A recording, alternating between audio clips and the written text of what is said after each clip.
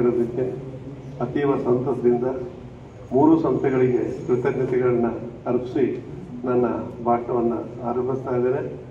ಮೊದಲನೇದಾಗಿ ಈ ಒಂದು ಸಭೆಗೆ ಬಂದಂತಹ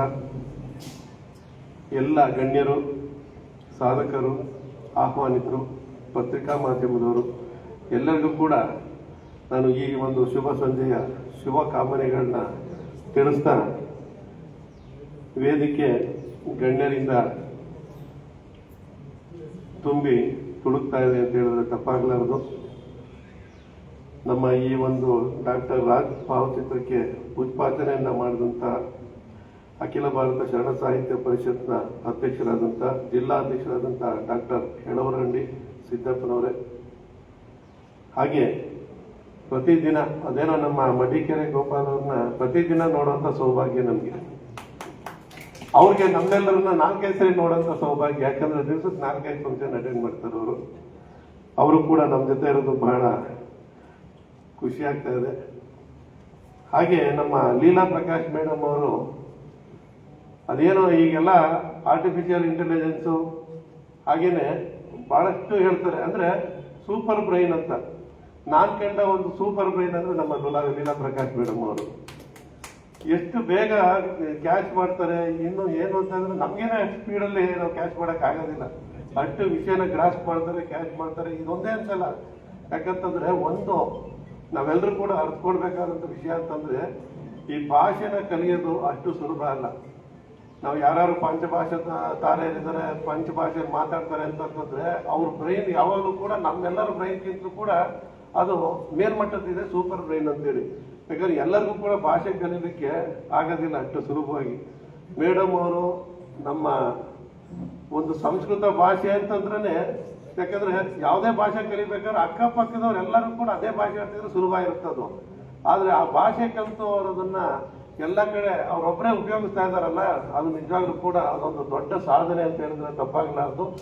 ಸಂಸ್ಕೃತದಲ್ಲಿ ಅವರು ವಿದ್ವತ್ತನ್ನ ನಾವು ಯಾವತ್ತೂ ಕೂಡ ಕೊಂಡಾಡಲೇಬೇಕು. ಹಾಗೆ ನಮ್ಮ ಸ್ನೇಹ ಜೀವಿ ವೆಂಕಟೇಶ್ ಅವರು ನಮ್ಮ ಜೊತೆನೇ ಇದ್ದಾರೆ. ಯಾಕಂದ್ರೆ ಆ ಕಡೆ ಹೋಗ್ಬಿಟ್ರೆ ಕಾಣ್ತಾ ಇಲ್ಲ. ನಮ್ಮ ಅಲಯನ್ಸ್ ಕ್ಲಬ್ ಅಲ್ಲೂ ಕೂಡ ಗವರ್ನರ್ ಆಗಿ ಅತ್ಯಂತ ಯಶಸ್ವಿಯಾಗಿ ಒಳ್ಳೆ ಹೆಸರು ತಗೊಂಡ್ರು, ಅವರು ಕೂಡ ನಮ್ಮ ಜೊತೆ ಇದ್ದಾರೆ. ಹಾಗೆ ಉದ್ಯಮಿಗಳಾದಂಥ ವಿರೂಪಾಕ್ಷ ಅವರು, ಹಾಗೆ ರಾಜ್ಕುಮಾರ್ ಅವ್ರ ಬಗ್ಗೆ ಹೇಳಲಿಕ್ಕೆ ಆಗಮಿಸಿದಂಥ ದೇವರಾಜ್ ಅವರು, ಚಿಕ್ಕಳ್ಳಿ ಅವರು ವಯಸ್ಸಲ್ಲಿ ಚಿಕ್ಕವರಾದರೂ ಕೂಡ ರಾಜ್ಕುಮಾರ್ ಅವ್ರ ಬಗ್ಗೆ ಬಹಳಷ್ಟು ತಿಳ್ಕೊಂಡಿದ್ದಾರೆ ಅಂತ ನಮ್ಮ ಅನಂತ್ ಅವ್ರು ಹೇಳಿದ್ನ ಈಗ ತಾನೇ ಕೇಳಿದೆ. ಹಾಗೆ ಈ ಮೂರು ಸಂಸ್ಥೆ, ಚಿಗುರು ಸಾಹಿತ್ಯ ಬಳಗ, ಜಿಲ್ಲಾ ಕನ್ನಡ ಸಾಹಿತ್ಯ ಪರಿಷತ್ತು ಮತ್ತೆ KMPK ಚಾರಿಟೇಬಲ್ ಟ್ರಸ್ಟ್, ಇದರ ಅಧ್ಯಕ್ಷಗಳಾದಂಥ ಅನಂತ್ ಅವರು, ವಿಕ್ರಮಯ್ಯಂಗಾರ್ ಅವರು, ಹಾಗೆ ಕಾರ್ಯದರ್ಶಿಗಳಾದಂಥ ನಾಗೇಂದ್ರ ಬಾಬುರವರು, ಬಹಳಷ್ಟು ಜನ ಇಲ್ಲಿ ಆಗಮಿಸಿರೋದು ನಾನು ನೋಡ್ತಾ ಇದ್ದೀನಿ. ಹಾಗೆ ನಮ್ಮ ಮಧ್ಯ ಬಹಳ ನಮ್ಮ ಮುಗುದಂಜನ್ ಸ್ವಾಮಿ ಇದ್ದಾರೆ, ಲೀಲಾ ಪ್ರಕಾಶ್ ಅವರ ಪತಿಯವರಾದ ಪ್ರಕಾಶ್ ಅವರು ಇದ್ದಾರೆ. ಹಾಗೇನೆ ನಮ್ಮಲ್ಲಿ ಬಹಳಷ್ಟು ಜನ ಇದ್ದಾರೆ. ನಾನು ಯಾಕೋ ಮರ್ತುಬಿಟ್ಟೆ ಇದನ್ನ.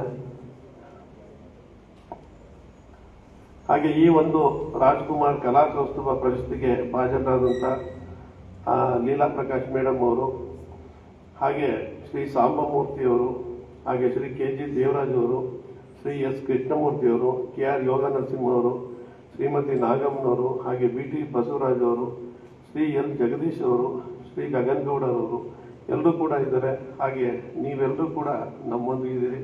ನಿಮ್ಮೆಲ್ಲರಿಗೂ ಕೂಡ ಮತ್ತೊಮ್ಮೆ ಈ ಒಂದು ಶುಭ ಸಂಜೆಯ ಶುಭ ಕಾಮನೆಗಳನ್ನ ತಿಳಿಸ್ತಾ, ಈ ಒಂದು ಅತ್ಯುತ್ತಮ ಕಾರ್ಯಕ್ರಮವನ್ನ, ಅತ್ಯುತ್ತಮ ಅಂತಂದ್ರೆ ಇದೊಂದು ರೀತಿ ರಾಜ್ಕುಮಾರ್ ನೆನಪಿನಲ್ಲಿ ಮಾಡಂತದೇ ಒಂದು ಪವಿತ್ರವಾದ ಕಾರ್ಯಕ್ರಮ ಅಂತ ನಾನಾದ್ರೂ ಭಾವಿಸ್ತೇನೆ. ಯಾಕಂದ್ರೆ ನಮ್ಮ ಸಾಂಸ್ಕೃತಿಕ ರಾಯಭಾರಿ ಅವರು, ಅಂತವರ ನೆನಪಿನಲ್ಲಿ ಮಾಡಂತದೇ ಒಂದು ರೀತಿ ಆ ಕಾರ್ಯಕ್ರಮದ ಪಾವಿತ್ರ್ಯತೆಯನ್ನ ಹೆಚ್ಚಿಸುತ್ತೆ ಅಂತ ಭಾವಿಸ್ತಾ, ಈ ಒಂದು ಪವಿತ್ರವಾದ ಕಾರ್ಯಕ್ರಮವನ್ನು ಮಾಡ್ತಿರುವಂತಹ ಚಿಗುರು ಸಾಹಿತ್ಯ ಬಳಗ, ಜಿಲ್ಲಾ ಕನ್ನಡ ಸಾಹಿತ್ಯ ಪರಿಷತ್ತು, ಹಾಗೆ KMPK ಚಾರಿಟೇಬಲ್ ಟ್ರಸ್ಟ್ನ ಎಲ್ಲ ಪದಾಧಿಕಾರಿಗಳಿಗೂ ಕೂಡ ನಾನು ಅಭಿನಂದನೆಗಳನ್ನ ತಿಳಿಸ್ತಾ, ಇಂಥ ಕಾರ್ಯಕ್ರಮಗಳನ್ನ ಹೆಚ್ಚು ಮಾಡ್ತಾ ಇರಿ ಅಂತ ಹೇಳ್ತಾ, ನಮ್ಮ ನಾಗೇಂದ್ರ ಬಾಬು ಅನ್ನು ನಾವು ಸ್ಟಾರ್ ಆಫ್ ಮೈಸೂರಲ್ಲಿ ಬಹಳಷ್ಟು ಸರಿ ನಾವು ನೋಡ್ತಾನೆ ಇರ್ತಿದ್ವಿ. ಇದು ಯಾರು ಬರೀತಾ ಇರೋದು ಅಂತ ಹೇಳಿ. ಆದ್ರೆ ನಮ್ಗೆ ಇತ್ತೀಚೆಗೆ ಅವರು ನಮ್ಮ ಜೊತೆಗೆ ಹೆಚ್ಚು ಇರುವಂತ ಅವಕಾಶಗಳು ಸಿಗ್ತಾ ಇದೆ ಅಂತಂದ್ರೆ ನಮ್ದು ಯಾವುದೋ ಒಂದು ರೀತಿ ಭಾಗ್ಯ ಅಂತ ಹೇಳ್ಬೇಕು. ಅವರು ಕೂಡ ಈ ರೀತಿ ಸಮಾಜ ಸೇವೆಯಲ್ಲಿ ತೊಡಗಿರೋದು ಬಹಳ ಖುಷಿಯಾದಂಥ ವಿಷಯ. ಹಾಗೆ ಅನಂತ್ ಅವರು ಕೂಡ ಅವರು ಬರೀ ಒಂದು ಹಾಸ್ಪಿಟಲ್ನ ಒಂದು PRO ಮಾತ್ರ ಆಗಿಲ್ಲ, ಯೋಗ ಬಗ್ಗೆನೂ ಕೂಡ ಬಹಳಷ್ಟು ಆಸಕ್ತಿಯನ್ನು ತೆಗೆದುಕೊಂಡು ಅದನ್ನು ಕೂಡ ಯೋಗನ ಪ್ರಚಾರ ಮಾಡುವಂತ ನಿರತರಾಗಿದ್ದಾರೆ. ಜೊತೆಗೆ ಆರೋಗ್ಯ ಕ್ಷೇತ್ರದಲ್ಲಿ ಒಂದು ಪತ್ರಿಕೆಯ ಸಂಪಾದಕರಾಗಿ ಕೂಡ ಹೊರಹೊಮ್ಮಿ ಈ ಒಂದು ಸಮಾಜ ಸೇವೆ ಇಲ್ಲಿನ ಉಪಾಧ್ಯಕ್ಷರಾಗಿ ಕೂಡ ಸಮಾಜ ಸೇವೆ ಮಾಡ್ತಿರೋದು ನಾವು ನಿಜವಾಗ್ಲೂ ಕೂಡ ಬಹಳ ಅಭಿನಂದನಾರ್ಹ ವಿಷಯ ಅನಂತ್ ಅವರೇ. ಹಾಗೆ ಇನ್ನು ವಿಕ್ರಮ್ ಅಯ್ಯಂಗಾರ್ ಅವ್ರ ಬಗ್ಗೆ ಹೇಳಂಥದ್ದು ಏನೂ ಇಲ್ಲ. ಮೈಸೂರಿನ ಎಲ್ಲ ಸಮಾಜ ಸೇವಕರು ಕೂಡ ಅವರ ವಿಕ್ರಮ್ ಅಯ್ಯಂಗಾರ್ ಚಿರಪರಿಚಿತರು, ಅವ್ರು ಎಲ್ಲಿಲ್ಲ ಅಂತ ಹೇಳಬೇಕು. ಹಾಗೆ ನಾಗೇಂದ್ರ ಹೆಬ್ಬಾರ್ ಅವರಿದ್ದಾರೆ. ಹಾಗೆ ಬಹಳಷ್ಟು ಈ ಮೂರು ಸಂಸ್ಥೆಯ ಪದಾಧಿಕಾರಿಗಳು ಅಭಿನಂದನೆಗಳನ್ನ ತಿಳಿಸ್ತಾ ಇವತ್ತು ರಾಜ್ಕುಮಾರ್ ಅವರ ಹೆಸರಿನ ಕಲಾ ಕೌಸ್ತುಭ ಪ್ರಶಸ್ತಿಗೆ ಭಾಜನರಾದಂಥ ಲೀಲಾ ಪ್ರಕಾಶ್ ಅವರಿಗೆ ನಾನು ಅಭಿನಂದನೆಗಳನ್ನ ತಿಳಿಸ್ತೀವಿ ಮೇಡಮ್. ಯಾಕಂತಂದ್ರೆ ಅವ್ರಿಗೆ ಎಷ್ಟು ಪ್ರಶಸ್ತಿ ಬಂದಿದೆ ಅವರೇ ಲೆಕ್ಕ ಹಾಕಿದಾರೋ ಇರೋ ಗೊತ್ತಿಲ್ಲ. ಆದ್ರೆ ಕೊಟ್ಟಷ್ಟು ಕೂಡ ಪ್ರಶಸ್ತಿ ಮೌಲ್ಯ ಜಾಸ್ತಿ ಆಗುತ್ತೆ ಹೊರತು ಅವ್ರ ಗೌರವ ಏನು ಪ್ರಶಸ್ತಿಯಿಂದ ಜಾಸ್ತಿ ಆಗಲ್ಲ ಅಂತ ನಾನಂತೂ ಭಾವಿಸ್ತೇನೆ. ಹಾಗೆ ಸಾಂಬಮೂರ್ತಿ ಅವರು ಇವತ್ತು ಅವರು ವಾಯ್ಸ್ ಕೇಳ್ತಾ ಇದ್ರು, ನನಗೆ ಏನೋ ಒಂದು ರೀತಿ ರೋಮಾಂಚನ ಆಗೋಯ್ತು. ನನಗೆ ಹಳೆಯದು ಒಂದು ನೆನಪು ಬಂತು. 2012ರಲ್ಲಿ ನಾವು PB ಶ್ರೀನಿವಾಸ್ ಅವರ ನೆನಪಿನಲ್ಲಿ PB ಶ್ರೀನಿವಾಸ್ ನೆನಪಿನಂಗಳದಲ್ಲಿ ಅಂತ ಒಂದು ಕಾರ್ಯಕ್ರಮ ಕಲಾಮಂದಿರದಲ್ಲಿ ಮಾಡಿದ್ವಿ. ಆಗ ನಮ್ಮ ಗಂಗೋತ್ರಿ ಶ್ರೀನಿವಾಸ್ ಅವ್ರ ಹೆಸರೇನು ಗಂಗೋತ್ರಿ ರಂಗಸ್ವಾಮಿ ಅವರು PB ಶ್ರೀನಿವಾಸ್ ವಾಯ್ಸ್ ಅಲ್ಲಿ ಸ್ವಲ್ಪ ಫೇಮಸ್ ಇದ್ರು. ಅವರು ಪ್ರಸನ್ನ ಕುಮಾರ್ ಅವ್ರನ್ನೆಲ್ಲ ಕರೆಸಿ ನಾವು ಅದೊಂದು ದೊಡ್ಡ ಯಶಸ್ವಿ ಕಾರ್ಯಕ್ರಮ. ಎಷ್ಟು ಯಶಸ್ವಿ ಆಗಿತ್ತಂದ್ರೆ ಕಲಾಮಂದಿರದ ಕ್ಲಾಸ್ ಗೀಸ್ ಎಲ್ಲ ಹೊಡೆದಾಕೊಂಡು ಒಳಗಡೆ ಬಂದಿದ್ರು, ಅಷ್ಟು ಜನ ತುಂಬಿದ್ರಲ್ಲಿ. ಅಂತ ಒಂದು ಕಾರ್ಯಕ್ರಮದಲ್ಲಿ ಅವ್ರು ಅಕಸ್ಮಾತ್ ಆಗಿ ಇವ್ರು ಬಂದು ನಾನು ಒಂದು ಹಾಡು ಹಾಡ್ತೀನಿ ಅಂತಂದು ಇದು ಕೂಡ ಜ್ಞಾಪಕ ಇದೆ. ಆಗ ಅವ್ರು ಹಾಡು ಕೇಳ್ಬಿಟ್ಟು ಯಾರು ಇವರು ಅಂತಂದ್ರೆ ಇವರು ದೇವಸ್ಥಾನದ ಅರಮನೆ ಮುಂದೆ ಇರೋಂಥ ದೇವಸ್ಥಾನದ ಅರ್ಚಕರು ಅಂತ ಯಾರು ಹೇಳಿದ್ರು. ನಿಜವಲ್ಲ ಅವ್ರು ಇವತ್ತೊಂದ್ಸರಿ ನೋಡೋಂಥ ಭಾಗ್ಯ ನನಗಾಯ್ತು. ಆ ವಾಯ್ಸ್ ಸರ್ ಇನ್ನೂ ಅವತ್ತು ಹೇಗಿದೆ ಇವತ್ತು ಹಾಗೆ ಇದೆ ನಿಮ್ದು. ನಿಜವಾಗ್ಲೂ ನಿಮ್ಮ ವಾಯ್ಸ್ ಕೇಳಂತ ನಮ್ಗೆ ನಿಜವಾಗ್ಲೂ ಕೂಡ ನಮಗೆ ಯೋಗ ಅಂತ ಹೇಳ್ಬೇಕು. ಇನ್ನು KG ದೇವರಾಜ್ ಅವರು ನಮ್ಮ ಊಟಗಳಲ್ಲಿ ನಮ್ಮ ಜೊತೆಗೆ ಯಾವಾಗಲೂ ಕೂಡ ಇರ್ತಾರೆ. ಅವರು ಬರೀ ನಾವು ಯೋಗದಲ್ಲಿ ನೋಡಿದ್ದೀರಿ, ನಾನು ಅವ್ರನ್ನ ಸುಗಮ ಸಂಗೀತ ಕ್ಷೇತ್ರದಲ್ಲಿ ನೋಡಿದ್ದೀನಿ, ಬೇರೆ ಕ್ಷೇತ್ರದಲ್ಲಿ ನೋಡಿದ್ದೀನಿ. ಬಹುಮುಖ ಪ್ರತಿಭೆ, ಜೊತೆಗೆ ಉತ್ಸಾಹ ವಯಸ್ಸಾದಂಗೆ ಜಾಸ್ತಿ ಆಗ್ತಾ ಇರೋದು ಅವರ ಯೋಗದ ಮಹಿಮೆ ಅಂತ ನಾನಂತೂ ಹೇಳಲ್ಲ, ನಿಮ್ಮದೇ ಆದ ಇನ್ನರ ಮಹಿಮೆ ಅಂತ ನಾನು ಹೇಳ್ಬೋದು ಸರ್. ಜಗದೀಶ್ ದೇವರಾಜ್ ಅವ್ರಿಗೆ. ಹಾಗೆ ಕೃಷ್ಣಮೂರ್ತಿ ಅವರು ಸಾರ್ವಜನಿಕ ಸೇವೆಯಿಂದ ಗುರುತಿಸ್ಕೊಂಡು ಇವತ್ತು ಪ್ರಶಸ್ತಿಗೆ ಭಾಜನರಾಗಿದ್ದಾರೆ. ಅವರು ಕೂಡ ನಾನು ಅಭಿನಂದನೆಗಳನ್ನ ತಿಳಿಸ್ತೀನಿ. ಇನ್ನು ನಮ್ಮ ಯೋಗಣ್ಣ, ನಮ್ಮ ಲಕ್ಷ್ಮೀಕಾಂತ ಸ್ವಾಮಿ ದೇವಸ್ಥಾನದ ಈ ಸಂಪೂರ್ಣ ಇನ್ಚಾರ್ಜ್ ಅವರು ಬಹಳ ಜನಕ್ಕೆ ಗೊತ್ತಿದೆ ಅನ್ನೋ ಗೊತ್ತಿಲ್ಲ. KT ಸ್ಟ್ರೀಟ್ ಅಲ್ಲಿ ಸ್ಟಾರ್ಟಿಂಗ್ ಬರೋಂಥ ಆ ದೊಡ್ಡ ದೇವಸ್ಥಾನದ ಅವ್ರು ಆಕ್ಚುಲಿ ಅವರ ಒಂದು ಸಂಬಂಧ ಏನಂದ್ರೆ ಅವರು ಬಿಲ್ಡರ್ ಆಗಿದ್ರು, ನಾನು ಬಿಲ್ಡರ್ ಆಗಿದೆ. ನಮ್ಮ ಬಿಲ್ಡರ್ ಅಸೋಸಿಯೇಷನ್ ಆಫ್ ಇಂಡಿಯಾ ಆ ಸದಸ್ಯರು ಇಬ್ರು ಜೊತೆಗೆ ಓಡಾಡಿದೀವಿ. ಆಮೇಲೆ ಯಾಕೋ ಕಾಣಲೇ ಇಲ್ಲ, ಯಾಕೆ ಅಂತ ಗೊತ್ತಾಗಲಿಲ್ಲ. ಸುಮಾರು ಒಂದು 8 ವರ್ಷದಿಂದ ಕಾಣಲೇ ಇಲ್ಲ. ಆಮೇಲೆ ಗೊತ್ತಾಯ್ತು ಒಂದು ದೇವಸ್ಥಾನಕ್ಕೆ ಇಡೀ ದೇವಸ್ಥಾನದ ಇನ್ಚಾರ್ಜ್ ಇವ್ರು ಕೊಟ್ಬಿಟ್ಟು ಅವ್ರು ಅಲ್ಲಿದ್ದಾರೆ ಅಂತೇಳಿ.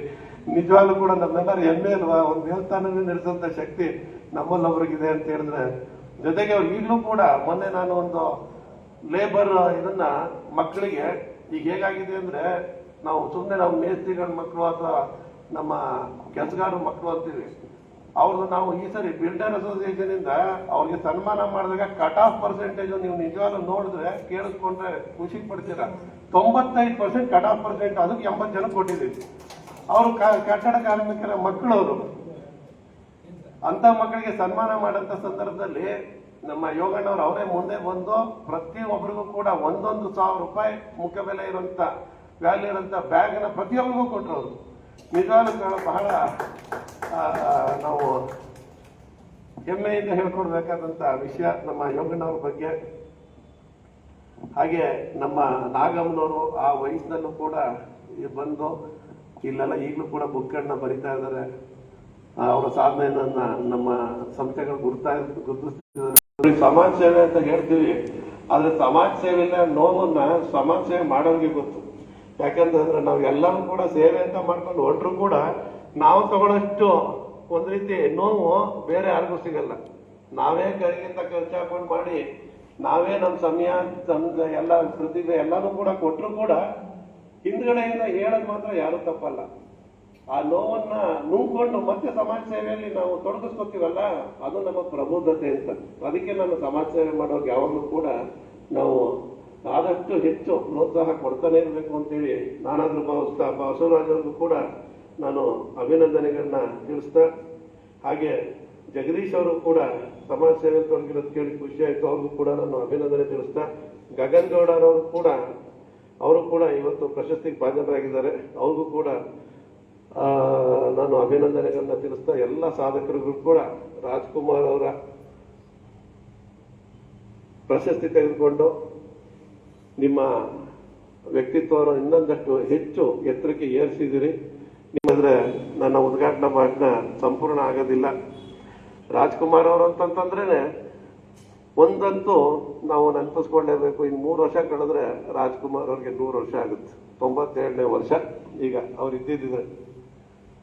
ಆದರೆ ಒಂದು ಬದುಕಿನಲ್ಲಿ ಅವರಷ್ಟು ನೋವು, ನಲಿವು, ಸಂತೋಷ, ದುಃಖ ಎಲ್ಲವನ್ನೂ ನೋಡಿದಂತ ಮನುಷ್ಯ ಇನ್ನೊಬ್ಬರಿಲ್ಲ ಅಂತ ನನ್ಗಂತೂ ಅನಿಸ್ತದೆ ಒಂದೊಂದ್ಸರಿ. ಯಾಕೆ ಅಂತಂದ್ರೆ ನಾವ್ಯಾರು ಕೂಡ ವೀರಪ್ಪನವರಿಂದ ಅಪಹರಣ ಆಗಿ 3 ತಿಂಗಳು ಅವ್ರ ಜೊತೆ ಅಂತೂ ಇರಲಿಲ್ಲ. ಆ ಕಾಡು ಮೇಡಿನಲ್ಲಿ ಅಲ್ಕೊಂಡು ಅವನ ಜೊತೆ ಅವರ ಕೊಟ್ಟಂತ ಆಹಾರನೇ ತಿನ್ಕೊಂಡು ಅವ್ರ ಜೊತೆ ಮಾತಾಡ್ಕೊಂಡು ಆತಂಕದಲ್ಲಿ 90 ದಿನ, ಒಂದು ಜೈಲಲ್ಲಿ 3 ವರ್ಷ ಇದ್ಬಿಡ್ಬೋದು, ಆದ್ರೆ ಕಾಡಲ್ಲಿ 90 ದಿನ ಇರೋದು ಬಹಳ ಕಷ್ಟ. ಅದು ಅಂತ ರಾಜ್ಕುಮಾರ್ ಅಂತ ಮೇರು ವ್ಯಕ್ತಿತ್ವ. ಇಡೀ ಚಿತ್ರರಂಗ, ದಕ್ಷಿಣದ ಚಿತ್ರರಂಗ, ದಾದಾ ಸಾಹೇಬ್ ಫಾಲ್ಕೆ ಪ್ರಶಸ್ತಿ ತೆಗೆದುಕೊಂಡವರು, ಕರ್ನಾಟಕ ರತ್ನ, ಪದ್ಮವಿಭೂಷಣ, ಪದ್ಮಭೂಷಣ ಎಲ್ಲ ಪ್ರಶಸ್ತಿಯಾಗಿ ಮೇರು ವ್ಯಕ್ತಿತ್ವದ ಮನುಷ್ಯ 3 ತಿಂಗಳು ಕಾಡು ಮೇಡಲ್ಲಿ ವೀರಪ್ಪನ ಜೊತೆ ಅಲಿತಾರೆ ಅಂತಂದ್ರೆ ನಿಜವಾಗ್ಲೂ ನಾವು ಊಹಿಸ್ಕೊಳಕ್ಕೂ ಆಗೋದಿಲ್ಲ. ಇಲ್ಲಿ ನಲ್ಲ ಅಲದವ್ರ ಕಥೆ ಹೇಗಾಗಿರ್ಬೇಕು, ಅವ್ರಿಂದ ಏನು ನಾವು ಕಲಿಬೋದು. ಅಷ್ಟೆಲ್ಲ ಆಗಿ ನೋವು ಅನುಭವಿಸ್ಕೊಂಡು ಬಂದು ಎಲ್ಲ ಆದ್ರೂ ಕೂಡ ಅವರು ಜನಕ್ಕೆ ಹೇಳಿದ್ದು ನೀವು ಶಾಂತಿಯಿಂದಿರಿ, ತಾಳ್ಮೆಯಿಂದಿರಿ ಅಂತೇಳಿ. ಎಷ್ಟು ಗಲಾಟೆ ಮಾಡ್ತಿದ್ರು ಆಗ ಜನ, ಪ್ರತಿ ದಿನ ಗಲಾಟೆ ಮಾಡ್ತಿದ್ರು. ಬಂದ ತಕ್ಷಣ ಹೇಳಿದ್ದು ಅವರು ತಾಳ್ಮೆಯಿಂದಿರಿ, ಶಾಂತಿಯಾಗಿರಿ, ಏನೂ ಆಗಿಲ್ಲ ಅಂತ. 90 ದಿನ ಅವರನ್ನ ಕಿಡ್ನಾಪ್ ಮಾಡ್ಕೊಂಡಿದ್ದ ವೀರಪ್ಪನವ್ರ ಬಗ್ಗೆ ಒಂದು ಮಾತು ಆಡ್ಲಿಲ್ಲ. ನಾವು ನಿಜವಾಗ್ಲೂ ಅದನ್ನ ಕಲೀಲೇಬೇಕು ನಾವು ರಾಜ್ಕುಮಾರ್ ಅವರಿಂದ. ನಾವು ಯಾವಾಗಲೂ ಹೇಳ್ತೀವಿ, ಅವರ ನಡೆ ನೋಡಿ, ಚಾರಿತ್ರ್ಯ, ಸಂಸ್ಕೃತಿ, ಸಂಸ್ಕಾರ, ಮಾತು ಎಲ್ಲವೂ ಕೂಡ ನಾವು ಅನುಕರಣೀಯ, ಎಲ್ಲವೂ ಕೂಡ ನಮ್ಗೆ ಮಾದರಿ. ಅವರಿಂದ ಕಲಿಬೇಕಾದ ಅವರೇ ಒಂದು ದೊಡ್ಡ ವಿಶ್ವವಿದ್ಯಾನಿಲಯ. ಅವ್ರ ಒಬ್ಬರಿಂದಲೇ ನಾವು ಇಲ್ಲ ಅಂತಂತಂದ್ರು ಒಂದು 100 PhDಗಳನ್ನ ಮಾಡ್ಬೋದು, ಅಷ್ಟೊಂದು ವಿಷಯಗಳಿದೆ. ಅಂತ ಒಬ್ಬ ಮನುಷ್ಯನ ಹೆಸರು ಇನ್ನು ಅದು ಎಷ್ಟು ವರ್ಷ ನಮ್ಮ ಕರ್ನಾಟಕದಲ್ಲಿ ಶಾಂತಿಯಾಗಿರುತ್ತೋ ನಮಗಂತೂ ಗೊತ್ತಿಲ್ಲ. ನಮ್ಮ ಜನರೇಷನ್ ಅಲ್ಲ, ನಮ್ಮ ಮೊಮ್ಮಕ್ಕಳ ಜನರೇಷನ್ ಕೂಡ ರಾಜ್ಕುಮಾರ್ ಯಾವಾಗಲೂ ಕೂಡ ಮಾದರಿಯಾಗಿರ್ತಾರೆ. ಹಾಗೆ ಇನ್ನೊಂದು ಅವರನ್ನ ನೆನಪಿಸ್ಕೊಳ್ಬೇಕಾದ ಏನು ಅಂತಂತಂದ್ರೆ, ಆಗೆಲ್ಲ ಏನು ಅಷ್ಟೊಂದು ನೇತ್ರದಾನ ಅಷ್ಟೊಂದು ಪ್ರಚಲಿತದಲ್ಲಿ ಇರಲಿಲ್ಲ. ಆದ್ರೂ ಕೂಡ ಅವರು ನೋಡಿ, ಎಲ್ಲಾ ನೇತ್ರದಾನಿಗಳು ಕೂಡ ಇಷ್ಟಪಟ್ಟರು ಕೂಡ ಆ ಸಿಚುವೇಶನ್ ತಕ್ಕನಾಗಿ ಒಂದೊಂದ್ಸರಿ ಉಪಯೋಗಕ್ಕೆ ಬರುತ್ತೆ, ಒಂದೊಂದ್ಸರಿ ಆಗೋದಿಲ್ಲ ಅದು. ಆದ್ರೆ ಅವ್ರು ಮಾಡಿದ್ದ ಪುಣ್ಯ ಏನು ಅಂತಂತಂದ್ರೆ, ತಕ್ಷಣ ಅವರ ಕಣ್ಣು ಬೇರೆ ಯಾರು ಹೋಗಿ ಇನ್ನೂ ಕೂಡ ಆ ಕಣ್ಣು ನಮ್ಮ ಮಧ್ಯೆ ಓಡಾಡ್ತಾ ಇದೆ, ಆ ಕಣ್ಣಿಂದ ನಮ್ಮನ್ನು ನೋಡ್ತಿದ್ದಾರೆ ಅಂದ್ರೆ ನಮ್ಮ ಪುಣ್ಯ ಅಂತ ನಾವಂತೂ ಭಾವಿಸ್ಕೊತೀವಿ. ಹಾಗೆ ಯಾವತ್ತೂ ಕೂಡ ಇವತ್ತಿನ ಆಕ್ಟರ್ಗಳು ಎಲ್ಲ ಕಡೆ ನೋಡಿ, ನೀವು ಟಿವಿಗಳನ್ನು ನೋಡಿದ್ರೆ ಈ ಬ್ಲಾಕ್ ಕ್ಯಾಟ್ ಕಮಾಂಡೋಗಳ ತರ ಆ ಕಡೆ ಈ ಕಡೆ ಜನರನ್ನ ಬಿಡಿಸ್ಕೊಂಡು ಅವ್ರನ್ನ ಮುಂದಕ್ಕೆ ತಳ್ಳಕ್ಕೆಲ್ಲ ನೋಡ್ತಾರೆ. ಅವ್ರು ಯಾವತ್ತೂ ಕೂಡ ಯಾರನ್ನೂ ಕೂಡ ಈ ಗನ್ ಮ್ಯಾನ್ಗಳ ತರ ಆಗ್ಲಿ ಬೇರೆ ಸೆಕ್ಯೂರಿಟಿ ತರ ಇಟ್ಕೊಂಡಿದ್ದು ನಾವು ನೋಡಿಲ್ಲ. ಯಾರೇ ಬಂದ್ರು ಶೂಟಿಂಗ್ ಅಲ್ಲಿ ಬಂದ್ರು ಕೂಡ ಅವ್ರನ್ನ ದೂರ ತಳ್ಳಕ್ಕೂ ಬಿಡ್ತಿರ್ಲಿಲ್ಲ. ಅವರೇ ನಮ್ಮ ಅಭಿಮಾನಿ ದೇವರುಗಳು, ಅವ್ರನ್ನ ದೂರ ತಳ್ಳಬೇಡಿ ಅಂತ ಮಾತಾಡ್ಕೊಂಡು ಬಂದ್ ಮಾಡ್ತಾ ಇದ್ರಂತೆ. ಇದು ಎಷ್ಟು ಖುಷಿ ಕೊಡಂತ ವಿಷಯ.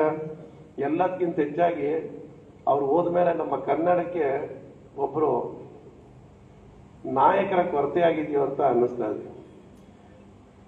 ನೋಡಿ,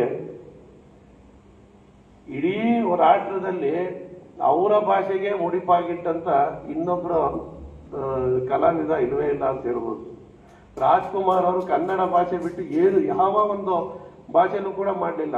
ನಿಮ್ಗೆ ಆಶ್ಚರ್ಯ ಆಗ್ಬೋದು, ಅವರ 39 ಚಿತ್ರಗಳು 69 ಸರಿ ರಿಮೇಕ್ ಆಗಿದೆ. 9 ಭಾಷೆಗಳಿಗೆ ಅದು ರಿಮೇಕ್ ಆಗಿದೆ ಇಡೀ ಭಾರತದಲ್ಲಿ. 39 ಚಿತ್ರಗಳು.